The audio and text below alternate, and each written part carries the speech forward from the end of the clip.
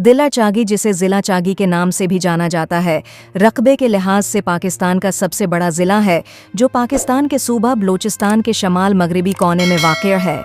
ज़िला की सरहद दो ममालिक अफ़गानिस्तान और ईरान के साथ मिलती है।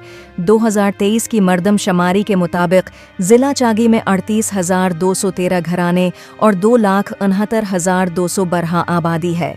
ज़िला में 1,28,000 मर्दों का 1,000 ख़वातीन का जिनसी तनासब है और शरह ख़वानदगी 33 DD 5 है। अकीलिस 90 22 DD 5 मर्दों और 23 5 ख़वातीन के लिए 1,01,423 सिरवे की गई आबादी का 37 DD 5 है। 10 साल से कम उम्र के हैं 20,050 4 7.5% शहरी इलाकों में रहते हैं। 2023 में इस्लाम 99% 3 पैरोकारों के साथ है। सबसे ज़्यादा पैरवी करने वाला मजहब था। ईसाई और हिंदू सबसे बड़ी अक़लियतें हैं और उनकी आबादी तकरीबन बराबर है। 2023 की मरदमशुमारी के वक्त आबादी का 13.7% बलूची, 16.9% ब्राहवी और 9.44% हिंदू थे। उठे 2.5% पश्तू अपनी पहली ज़बान बोलते थे।